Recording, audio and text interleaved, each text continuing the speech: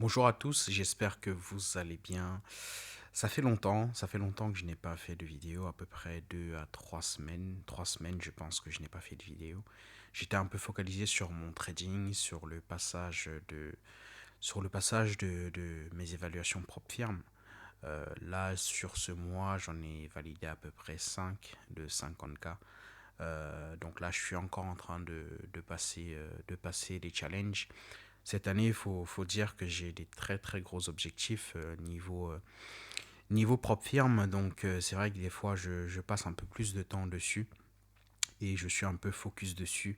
Voilà pourquoi je n'ai pas eu le temps de faire quelques vidéos ces derniers temps. Mais on reprend les bonnes habitudes. Et cette fois-ci, on va attaquer sur la liquidité. Donc le thème de cette vidéo, c'est comprendre la liquidité. Qu'est-ce qu'est la liquidité? Et pour moi, les amis, et pas que pour moi, mais je dirais que c'est vraiment la chose la plus importante à comprendre en trading. La liquidité, c'est le fonctionnement le plus important à comprendre. Vous pouvez avoir une stratégie, vous pouvez avoir un modèle d'entrée, vous pouvez comprendre des concepts, mais la liquidité est hyper important. Si vous comprenez la liquidité, vous comprenez le fonctionnement du marché. Vous pouvez avoir une stratégie, vous pouvez connaître des concepts, mais si vous ne comprenez pas comment fonctionne la liquidité, en fait, c'est comme si vous entrez sur le marché sans entrer en tenant compte du fonctionnement du marché. Tenir compte du fonctionnement du marché, c'est comprendre aussi la liquidité parce que le marché ne fonctionne que par la liquidité. D'accord? La liquidité, c'est le fonctionnement du marché parce que sans liquidité, il n'y a pas de marché. Sans liquidité, il n'y a pas de marché littéralement. Donc, comprenez que la liquidité, c'est vraiment la chose la plus importante à comprendre en trading, plus que la structure de marché, plus que les supply and demand, plus que les fair value gap, les imbalance, plus que tous ces concepts-là, la liquidité est très importante. Tu peux ne pas trader ICT, tu peux ne pas trader SMC, tu peux ne pas trader Ishimoku, peu importe finalement la stratégie que tu utilises, peu importe l'approche que tu as en trading, l'une des choses les plus importantes que tu dois intégrer dans ta compréhension, intégrer dans ton approche du marché, intégrer dans ta stratégie, c'est la liquidité. C'est très important, les amis. Donc, quand on parle de liquidité, on parle de contrepartie sur le marché. Donc, le principe fondamental à comprendre, c'est que pour acheter, il faut un vendeur en face. Et pour vendre, il faut un acheteur en face. Ça, c'est simple, c'est basique. Même dans la vie de tous les jours, lorsque vous voulez acheter une télé, il faut que quelqu'un vous le vende en face. Si vous n'avez personne qui est là pour vous vendre la télé, vous ne pouvez pas l'acheter. Et lorsque vous voulez vendre un objet, vous voulez vendre vos chaussures sur Vinted ou une autre plateforme, lorsque vous voulez revendre vos chaussures, il faut que quelqu'un en face puisse vous l'acheter. S'il n'y a personne pour vous l'acheter en face, vous ne pouvez pas vendre. Et c'est ce même principe qui régit les marchés, le principe de la liquidité de la contrepartie. Sans contrepartie sur le marché, les amis, le marché ne fonctionne pas. Voilà pourquoi lorsque vous entendez parler d'un marché qui est liquide, c'est un marché où il y a de la contrepartie. D'accord? Donc c'est comme ça que les marchés fonctionnent et pas autrement. Les marchés ne fonctionnent que par la liquidité. Un marché liquide, c'est un marché où il y a de la contrepartie. C'est un marché où lorsque vous achetez, il y a un vendeur en face disponible et lorsque vous vendez, il y a quelqu'un en face qui est disponible pour vous l'acheter. Il y a des marchés qui sont très très liquides avec énormément d'intervenants et donc les actifs s'échangent assez facilement. Il y a des acheteurs, il y a des vendeurs et tout se fait assez facilement parce que la contrepartie est présente sur le marché. Et il y a des marchés qui sont très très peu liquides avec peu d'intervenants. Voilà pourquoi quand on prend l'exemple du Forex, on vous parlera des paires majeures et des paires mineures. Les paires majeures, pourquoi? Les paires majeures parce qu'il y a l'USD dans ces paires-là, il y a le dollar dans ces paires-là. Et le dollar est la monnaie la plus utilisée au monde, la plus échangée au monde. C'est la monnaie de réserve mondiale. Donc, toutes les paires Forex qui contiennent le dollar sont des paires majeures parce qu'il y a énormément d'intervenants sur les paires en USD. D'accord? Donc c'est pourquoi même dans la sélection de vos actifs à trader, sélectionnez toujours des marchés qui sont liquides, des marchés où il y a beaucoup d'intervenants qui sont assez tradés. Je referme la parenthèse concernant les marchés liquides. On abordera ces sujets lorsqu'on parlera des différents actifs, quels sont les meilleurs actifs à trader en fonction de notre approche, en fonction de notre personnalité, en fonction de notre rythme de vie. On en parlera lors d'une prochaine vidéo. Lorsqu'on parle de liquidité, il y a deux types de liquidité. Il y a la liquidité acheteuse, juste là, et il y a la liquidité vendeuse. D'accord? Donc il y a ces deux types de liquidité sur le marché, la liquidité acheteuse et la liquidité vendeuse. Lorsque vous entrez sur le marché, lorsque vous entrez en position, sur cet exemple par exemple, lorsque vous entrez en vente ici, vous avez le marché qui est là, et lorsque le marché vous déclenche, donc vous entrez en vente sur le marché, ce qu'il faut comprendre, c'est que lorsque vous entrez sur le marché, vous entrez non pas avec une seule position, mais avec deux positions. D'accord? Lorsque vous achetez, lorsque vous vendez le marché vient vous déclencher et vous le vendez sur cette position. Et bien, vous n'allez pas juste vendre le marché, vous allez aussi acheter le marché. En fait, vous vendez le marché lorsque vous entrez sur le marché parce que c'est votre position, parce que c'est le choix que vous avez fait de vendre le marché à un prix donné. Mais une fois que le marché vous sort cette fois-ci à l'achat. Voilà pourquoi que vous sortez en stop loss ici, que vous sortez en take profit ici, ou que vous sortez en manuel ou en trail stop ici, vous sortez forcément à l'achat. C'est pourquoi votre broker ou votre propre firme va toujours vous facturer la commission deux fois la commission d'entrée, la commission de sortie. Pourquoi? Parce que lorsque vous entrez en position, vous entrez à la fois en vente et en achat. En vente lorsque vous vendez le marché, d'accord? Mais une fois que vous sortez, peu importe la manière dont vous sortez, que ce soit en TP, en SL ou en manuel ou en trading stop, vous allez acheter le marché. Et dans ce cas de figure, on dira que vous émettez une liquidité acheteuse sur le marché. Pourquoi? Parce que lorsque vous entrez en vente, mais votre sortie se fait en achat. D'accord? Juste ici, votre SL, c'est un achat.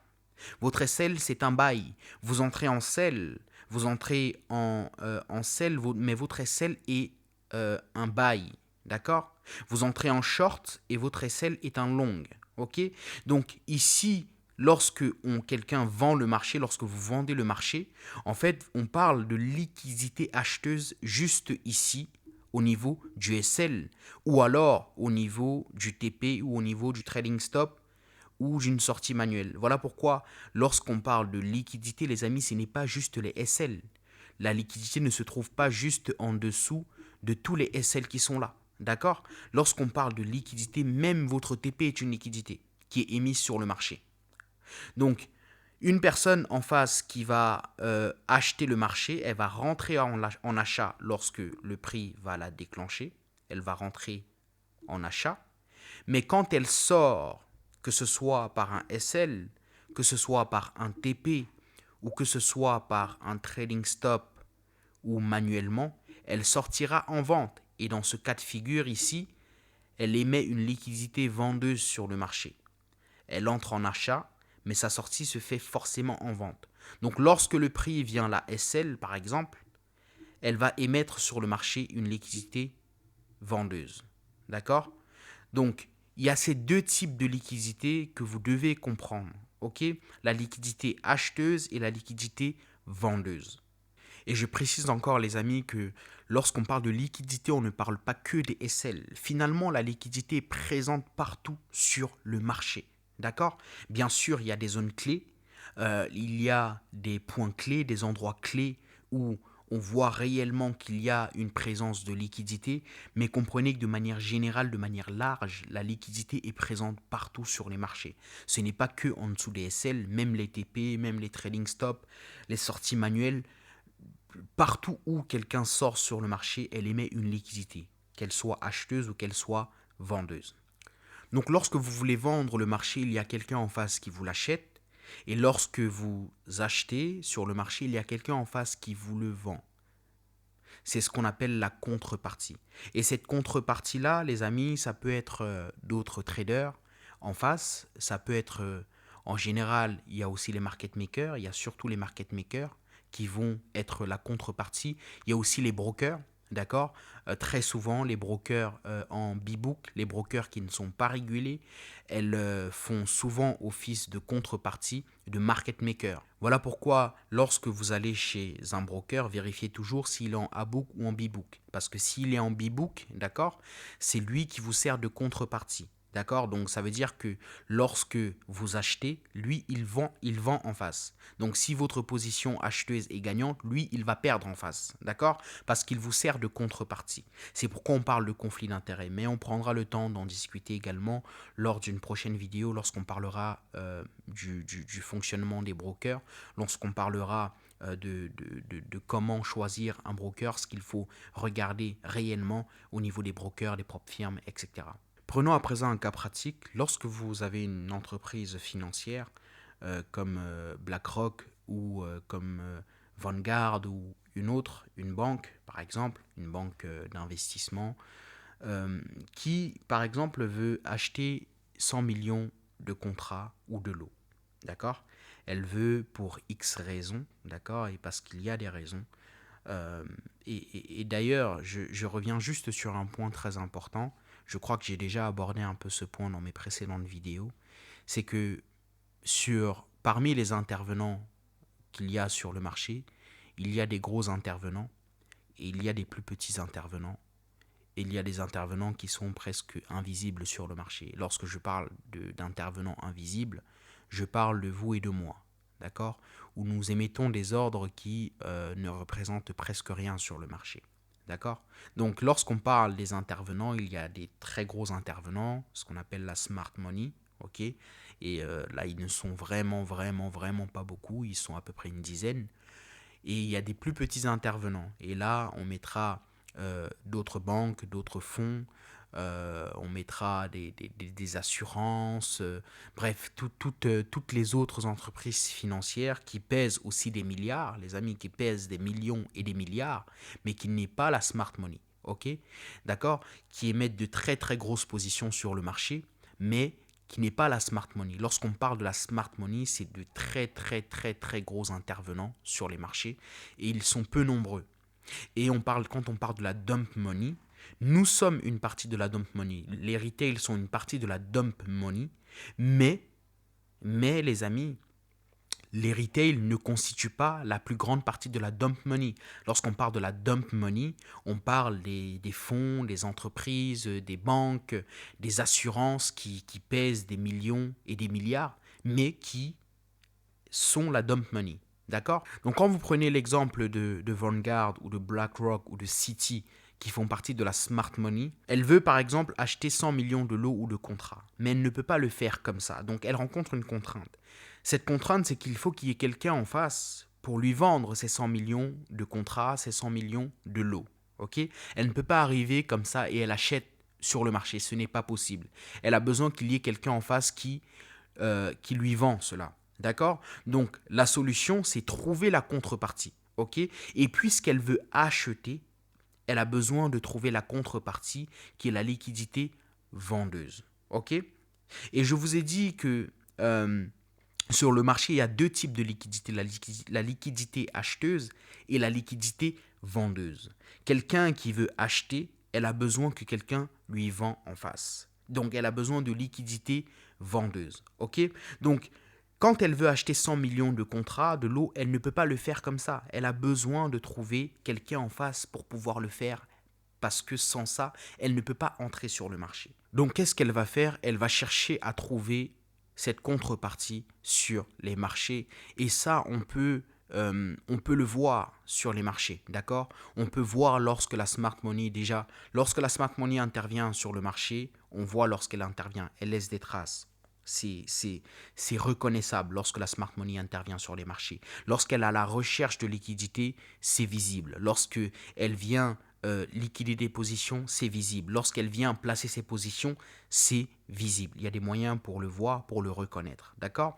Donc, lorsqu'elle veut intervenir sur les marchés avec avec une très grosse position qui pèse des millions, voire même des milliards, elle a besoin de trouver cette liquidité en face. Et ça, c'est fondamental à comprendre. Parce que si l'on ne comprend pas ça, les amis, voilà pourquoi il y a une phrase que j'aime beaucoup qui dit que si vous ne comprenez pas la liquidité, alors comprenez que vous êtes la liquidité. D'accord? Et énormément de personnes ne comprennent pas ce principe, ne comprennent pas la liquidité et ils se retrouvent très souvent du mauvais côté du marché à être la liquidité. Pourquoi? Parce que la smart money va à la recherche de la liquidité dont elle a besoin pour placer ses positions. Je vous ai dit tout à l'heure qu'il était possible de reconnaître lorsque la smart money recherche la liquidité, lorsqu'elle injecte ses positions, lorsqu'elle agit tout simplement sur les marchés. C'est possible de le reconnaître via des patterns. Okay? Et là, je vais vous présenter 3 patterns de liquidité les plus connus, bien qu'il y en ait d'autres, mais c'est les 3 plus connus où on peut voir que la smart money est en train de rechercher la liquidité. Et lorsqu'elle recherche la liquidité, qu'est-ce qu'elle va faire? C'est qu'elle va inciter les intervenants à se positionner via des créations de patterns, okay? via des accumulations. Elle va chercher à inciter les intervenants à se placer, à accumuler des positions. Et ensuite, elle va chercher à liquider ces positions pour récupérer la liquidité dont elle a besoin. Si on reprend du coup l'exemple ici de cette entreprise ici qui a besoin d'acheter 100 millions de lots ou de contrats, donc elle veut se positionner à l'achat. D'accord? Et vu qu'elle veut se positionner à l'achat, elle a besoin de contrepartie, donc de liquidité vendeuse. Ok? Et ici, on a compris que la liquidité vendeuse, en fait, c'est les personnes qui se positionnent à l'achat. D'accord? Elle veut se positionner à l'achat, mais elle a besoin d'abord de récupérer la liquidité des personnes qui sont à l'achat. Donc, qu'est-ce qu'elle va faire? C'est qu'elle va chercher à inciter les intervenants à se placer à l'achat. Donc, pour ça, elle va créer des setups, elle va créer des patterns pour inciter les intervenants à se placer à l'achat, pour liquider ces intervenants-là, récupérer la liquidité dont elle a besoin pour injecter le mouvement. D'accord? Voilà pourquoi sur cet exemple haussier que l'on a ici, la smart money va inciter les intervenants à se placer à l'achat. Donc là, vous avez le prix qui descend et le prix remonte. Lorsqu'elle remonte, vous allez potentiellement vous dire que là, je vais me placer ici à l'achat parce que le prix a fini son retracement. Le prix a fini son retracement, donc je me positionne à l'achat. Voilà. Et je place mon SL juste en dessous ici. D'accord? Et là, ce qu'elle va faire, c'est qu'elle va pousser plusieurs intervenants à se placer ici. Comme ça. Voilà. Elle pousse plusieurs intervenants, elle incite plusieurs intervenants à se placer ici, à accumuler, elle va accumuler des positions ici. Et une fois qu'elle a accumulé assez de positions, elle va venir liquider ces intervenants-là en prenant les SL qui sont juste en dessous, à ce niveau ici, à ce niveau ici, à ce niveau ici, à ce niveau ici. Elle vient liquider ces positions ici. Et qu'est-ce qu'elle récupère, les amis, comme on l'a dit plus haut? Donc les personnes qui sont à l'achat, elle récupère la liquidité vendeuse dont elle a besoin pour pouvoir acheter ces 100 millions de lots, 100 millions de contrats. D'accord? Donc elle va inciter les intervenants à se placer ici. OK? Et si vous faites partie de ces intervenants-là, les amis, vous êtes la liquidité. D'accord? Donc elle récupère les positions qui sont ici, elle vient les liquider et elle peut maintenant injecter son mouvement. D'accord? Voilà pourquoi je vous ai dit dès le départ que la liquidité est un principe fondamental à comprendre sur les marchés. Les marchés ne fonctionnent que par la liquidité. Les marchés vont de liquidité en liquidité. C'est un sujet très très très vaste, les amis. On aura l'occasion d'en parler énormément sur cette chaîne. Mais c'est un sujet très très vaste. D'accord? Donc, j'espère que mes explications sont claires et si vous avez des questions, n'hésitez pas ou si vous souhaitez apporter plus, si vous voulez apporter plus apporter un complément à ce que j'ai dit, pareil, n'hésitez pas, les commentaires sont là. D'accord? Donc là, ici, elle va inciter les intervenants à se positionner, liquider et, et placer ses positions à l'achat. Donc vous comprenez que l'achat n'était pas ici, l'achat n'était pas ici, n'était pas ici, n'était pas ici, mais c'est une fois que les positions ont été liquidées que à ce moment-là, le vrai buy se trouve ici. D'accord? Le vrai mouvement, le vrai début du mouvement acheteur se trouve ici. D'accord? Voilà pourquoi attendez toujours une prise de liquidité avant d'entrer sur le marché. Si vous ne comprenez pas ça, les amis, tôt ou tard, vous serez la liquidité. Tôt ou tard. Deuxième pattern, les equal high. Donc là, vous avez les equal highs ou les equal low. Donc là, en l'occurrence, c'est les equal low. C'est lorsque le prix va stagner à un même niveau. D'accord? C'est lorsque vous avez le prix qui stagne à un même niveau. Ici. D'accord? Elle n'a aucune direction. Elle ne va ni vers le haut ni vers le bas. Donc c'est une sorte de consolidation, de range. Et le prix, en fait, stagne au même niveau. D'accord? Et pareil, la smart money vient accumuler des positions ici. Elle accumule, elle accumule. Elle vient liquider ses positions avant d'injecter le vrai mouvement haussier. D'accord? Donc l'entrée n'était pas là. L'entrée n'était pas là, mais la vraie entrée était ici. OK? Et pareil pour les trendlines. Donc là, vous avez la smart money qui accumule les positions. Là, vous avez un premier mouvement vers le haut, un retracement. Vous avez forcément les personnes qui vont entrer ici en se disant que là, j'ai une bonne entrée et le prix va continuer. Et effectivement, le prix continue, mais il continue en faisant des mouvements très très lents, très très petits. Et la smart money, par ses mouvements, accumule des positions. Voilà pourquoi je vous ai mis ici le dollar comme étant les positions accumulées, d'accord? Vous avez énormément de millions, voire même des milliards de dollars juste en dessous ici.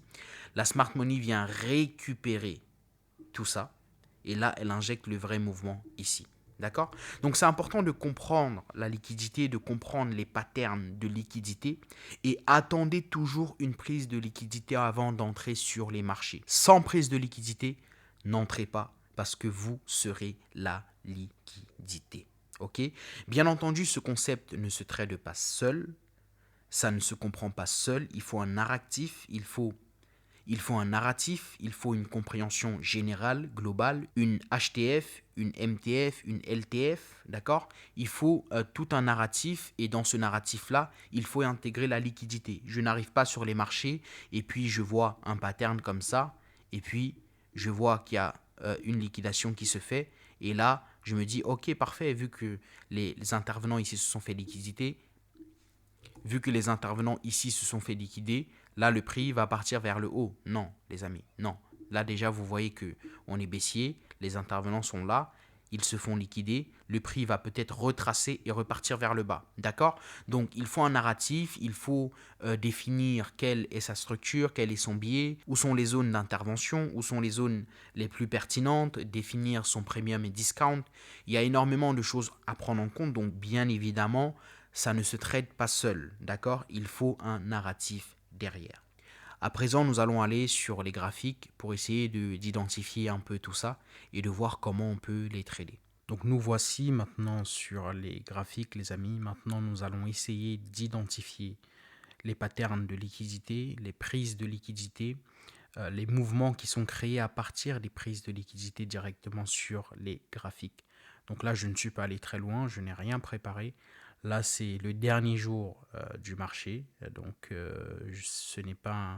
je ne suis pas allé en mode backtesting, je suis venu directement sur les graphiques et nous allons voir au fil des jours euh, toutes les créations de liquidités qu'il y a pu avoir. Nous allons voir les différentes opportunités également directement sur les graphiques. Donc là, nous sommes le 6 février 2026 et je tourne la vidéo le 7 février, donc c'était hier. Donc là déjà, on voit que nous sommes bearish sur le long terme si on se met en 4 heures. En 4 heures, on voit qu'on est baissier, donc il y a la cassure de structure, on est baissier, donc on a potentiellement un retracement qui va commencer. Le retracement va commencer peut-être jusqu'à ce niveau-là, à voir comment le prix évolue. Mais si on passe en M15, on identifie ici en M15 cette cassure de structure qui nous signale du coup le commencement du retracement. J'invite les personnes qui n'ont pas regardé la vidéo sur les structures de marché, n'hésitez pas à la regarder si vous avez encore quelques difficultés là-dessus. Donc il y a la cassure de structure ici qui nous signale le début d'un retracement. Et là tout de suite j'identifie déjà la création d'une trendline, pattern de liquidité. Voilà. Regardez, le prix vient à ce niveau. Le prix vient à ce niveau ici une fois. Il rebondit encore ici une deuxième fois. Il rebondit encore ici une troisième fois. Ok. Donc là on a des personnes, donc là on a des intervenants qui sont rentrés ici. Voilà, sur cet order block juste là. On a des intervenants qui sont rentrés ici sur cet order block juste là. Je vais mieux le tracer, ça va être plus clair. Donc on a des intervenants qui sont rentrés ici sur cet order block. Il y en a qui sont rentrés ici sur cet order block. Il y en a qui sont rentrés certainement sur ce fair value gap ici en dessous de ce low. Voilà, sur ce fair value gap. Et là, donc, on est à la création d'une trendline ici. Ok. Si le prix arrive dans cette zone, les amis, faites attention. D'accord. Si le prix arrive dans cette zone, faites attention. D'accord. Donc là, si le prix arrive ici, les amis, faites attention d'entrer ici. Ok. Parce que le prix va certainement partir comme ça. Ok. Vous allez venir vous positionner ici. Vous allez penser que le prix va venir et va repartir, mais vous allez vous faire liquider, d'accord? Vous allez vous faire liquider parce que là, ici, on a une trendline, ok? On a plusieurs intervenants qui sont entrés ici. Certainement, il y en a qui vont entrer ici. Le marché va faire mine de partir, mais ce n'est qu'une accumulation de positions. Il viendra liquider cette trendline ici avant de pouvoir exécuter le vrai mouvement. Encore une fois, ce n'est que une analyse de marché qui peut se confirmer comme ne pas se confirmer, d'accord? Mais on voit clairement ici que l'on a une trendline qui se forme avec des positions qui sont ici, ici, ici et certainement ici avant de se faire liquider. Donc voici une pattern, ok? Je vais agrandir un tout petit peu. On a des equal low parfaits ici, d'accord? On est baissier. Le prix arrive sur cette supply. Le prix vient à ce niveau ici. Il vient nous créer une belle accumulation à ce niveau-ci. Et là, qu'est-ce qui arrive? Une liquidation. D'accord? Donc, on a cette bougie bleue qui vient liquider les intervenants qui se sont placés ici sur cet equal high. D'accord? On a une liquidation, cassure de structure. Voilà, regardez la cassure de structure juste là. Je vais peut-être enlever du coup la session asiatique. Ok, parfait. On a une création de liquidité ici, accumulation d'ordre, liquidation, cassure de structure. Le prix revient sur cet order block avant d'exécuter le véritable mouvement. D'accord? Donc, si vous êtes entré, on va dire, à ce niveau ici, parce qu'ici, vous avez eu une cassure, vous avez une cassure de structure, vous vous dites, OK, on a une cassure de structure, le prix va certainement revenir sur cet order block ici, et que vous entrez à ce niveau-là, ici, avec votre SL juste au-dessus de ce niveau-là, ok, et vous visez les plus bas. Alors, la lecture, elle n'est pas mal, elle est logique, d'accord, ça suit exactement l'order flow, mais malheureusement, vous n'êtes pas rentré au bon moment, d'accord. Donc, le timing est super important, ok. Il ne suffit pas d'avoir la lecture de la structure de marché, d'avoir la lecture de l'order flow, de connaître les zones d'entrée, il faut aussi le faire dans le bon timing. D'accord? Donc là, on a une liquidation ici avant de pouvoir exécuter le véritable mouvement. On continue encore. Regardez-moi, pareil. Regardez ici, regardez là. Une belle création de liquidité, une accumulation de positions avec des equal low ici. Le marché vient une première fois ici, une deuxième fois, une troisième fois avant de venir liquider ici cette zone que beaucoup appellent une zone de support, d'accord, de résistance, pardon. Donc là, on a la liquidation de ce niveau ici avant de pouvoir créer le véritable mouvement, d'accord. Liquidation de ce niveau, liquidation de ce niveau ici, cassure de structure qui intervient juste là. Voilà, on a une cassure de structure, mais bon, la véritable cassure de structure, elle est là, ici. Cassure de structure, le prix revient sur cet order block juste là. Voilà, le prix revient sur cet order block et on exécute le vrai mouvement. Ok. Ensuite, on continue encore, les amis, il y en a partout, partout. Le marché ne fonctionne que grâce à la liquidité et par la liquidité. Le marché se déplace de liquidité en liquidité, les amis. Ok. On continue encore. Alors, on continue, regardez-moi, pareil ici. Regardez-moi cette trendline ici. Ok. Et là, sur toutes les unités de temps, là, je suis en M15. Alors, en M15, c'est difficile d'y voir une création de liquidité. Si on se met en 1 heure, ça va être beaucoup, beaucoup plus simple en 1 heure. Alors c'était où C'était... Alors, je me remets en M15. Alors, je vais la rendre visible. Ok. Donc là, si on se met en 1 heure, voilà, en 1 heure, on a le prix qui est là, qui vient rebondir à ce niveau. Il rebondit encore ici. Il arrive ici et il vient liquider cette trendline avant de pouvoir exécuter le véritable mouvement. Et regardez comment le prix chute. Ok, regardez-moi la chute du prix. D'accord. Regardez la chute qu'il cause en prenant cette trendline. D'accord. Donc même là, sur le M15, on a cette trendline ici qui se fait liquider. Donc le marché est fractal, les amis. Vous avez des créations de liquidité en M5, en M1, en H1, en H4, en daily. Vous avez la création de liquidité partout, partout, partout. Bien évidemment, plus c'est en HTF et plus c'est pertinent, d'accord. Une création de liquidité en M1 parfois peut être un faux signal, d'accord. Donc plus c'est en HTF comme du H1, H4 et plus c'est pertinent lorsque vous descendez en unité de temps pour entrer sur le marché. Ok. Donc là, on continue encore, les amis. On continue. Regardez-moi. Pareil. Regardez-moi ça. Ici. Voilà. Ici. On a le prix qui arrive ici. Il revient encore sur cette zone. Il revient sur cette zone. Il revient de nouveau sur cette zone au travers de cette mèche. Et là, on a la liquidation ici. D'accord. On a la liquidation et le prix vient chuter après. Ok. Il y en a partout, partout, partout, partout, partout. Regardez-moi, les amis, regardez-moi ça. Le prix arrive sur cette zone. Il revient. Alors, on est d'accord, je ne suis pas en train de regarder la structure de marché, etc. Ce n'est pas l'objet de cette vidéo. On est vraiment en train d'identifier les patterns de liquidité, les prises de liquidité, d'accord. Donc on ne joint pas la structure de marché dans cette vidéo, même si je vous ai dit que les amis, on cherche à construire une analyse, on cherche un narratif. Donc forcément, lorsque vous analysez le marché, il faut prendre en compte la structure de marché, prendre en compte les zones de supply, de demand, il faut prendre en compte les zones de premium et de discount.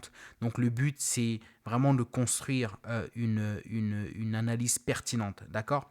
Donc là, on a du coup, pareil, une zone ici où il y a énormément d'accumulation d'ordre. Donc là, on a le prix qui revient dans cette zone, il repart. On a l'impression que la smart money a injecté ses positions et que le prix va continuer vers le haut. Le prix revient à ce niveau ici, ok. Il revient une deuxième fois, une troisième fois, une quatrième fois. Et là, il vient liquider. Voilà, regardez-moi cette liquidation, ok. Il vient prendre le plus bas de la session précédente, d'accord. Il vient prendre le plus bas de la session précédente et là, il injecte le véritable mouvement, d'accord. Donc là, les amis, il y en a partout, partout sur le marché, partout, partout, partout sur le marché, d'accord, en différentes unités de temps. Même là, si on descend en M5, on va mieux l'identifier. Regardez-moi cette trendline ici, ok. Regardez-moi cette trendline. Le prix vient ici, à ce niveau-là, ok. Si je la trace, voilà. Le prix rebondit à plusieurs reprises sur ce niveau, plusieurs reprises, et là on a la liquidation. D'accord. On vient liquider ces trendlines ici et là on injecte le mouvement vers le haut. Ok. Il y en a partout, les amis, partout, en différentes unités de temps. Pareil, regardez encore ici. Regardez ces trendlines là. Regardez comment c'est magnifique, c'est beau. Là, pareil, le prix revient à plusieurs reprises sur ce niveau. Liquidation au travers de cette mèche. et le prix injecte le véritable mouvement. Ok, il y en a vraiment partout. Je vous invite à aller sur vos graphiques et à les identifier. D'accord? Allez sur vos graphiques, identifiez-les et voilà. Pareil, regardez ici. Là, si on descend encore en unité de temps, on va mieux le lire. Regardez-moi, pareil. Une création de liquidité, accumulation d'ordre. Voici la trendline. Il liquide une première fois. Il revient encore et vient liquider ce niveau ici. D'accord? Il liquide la session asiatique et là, on a la cassure de structure qui arrive ici et le prix descend vers le bas. Ok? Donc là, les amis, partout, même là encore, regardez-moi cette trendline ici. Regardez. Le prix revient une fois, deux fois, trois fois. Liquidation. Ok? Là, il y en a plusieurs qui, je suis persuadé, plusieurs se sont fait avoir à ce niveau-là. Je vais revenir. Je reviens ici. Donc là, les amis, regardez. On a le prix qui revient une fois, deux fois, trois fois. Ok? Et puis, il s'en va. D'accord? Et là, si vous arrivez à ce niveau-là, déjà dans un premier temps, vous attendez le prix ici. D'accord? Et vous mettez peut-être en buy limit. D'accord? Vous mettez ici. En buy limit, juste là. Et là, vous vous dites, ok, j'attends le prix à ce niveau-là parce que on a un beau mouvement qui va vers le haut. J'attends le prix à ce niveau-là. Et là, qu'est-ce qui se passe? Je me fais liquider une première fois. D'accord? Je me fais liquider une première fois. Je me dis, ok, c'est pas grave. Je vais retenter parce que ici, j'ai fair value gap juste ici. Ok?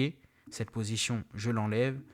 Cet order block, je l'enlève. Je me dis, ok, j'ai fair value gap juste ici. J'ai une prise de liquidité au niveau de ce lot. Donc, je pense que cette demand ici va être pertinente. Ok? Je me dis, ok, cette demand va être pertinente. Mais ce que vous ne voyez pas, les amis, c'est que si je prolonge ces trendlines, le prix revient encore ici sur ces trendlines. D'accord? Donc, si vous vous mettez à ce niveau-là, vous entrez ici avec un SL juste ici, les amis, vous vous faites liquider. Vous vous faites liquider. Donc, faites attention, les amis. Attendez le bon timing. Donc là, si je me mets à ce niveau-là et j'attends le prix, et là, je me fais liquider. Ok? Je me fais liquider avant que le véritable mouvement commence. Voilà. Donc les amis, faites attention, attendez le bon timing. D'accord? Vous pouvez avoir une stratégie prête, vos zones d'entrée, la structure de marché, elle est au clair, les zones de supply and demand, elles sont bonnes, mais faites attention au timing. Attendez la prise de liquidité avant d'entrer sur le marché. Donc voilà pour cette vidéo, je ne vais pas être plus long. Si vous avez des questions, n'hésitez pas à les poser directement en commentaire et je ferai d'autres vidéos pour approfondir ce sujet. Je vous souhaite une excellente journée, soirée, en fonction de l'heure à laquelle vous regardez cette vidéo. N'hésitez pas à liker, à partager, à vous abonner les amis. Ça donne toujours de la force afin de continuer à produire du contenu gratuitement. Donc voilà, excellente journée à vous et à très bientôt. Ciao, ciao.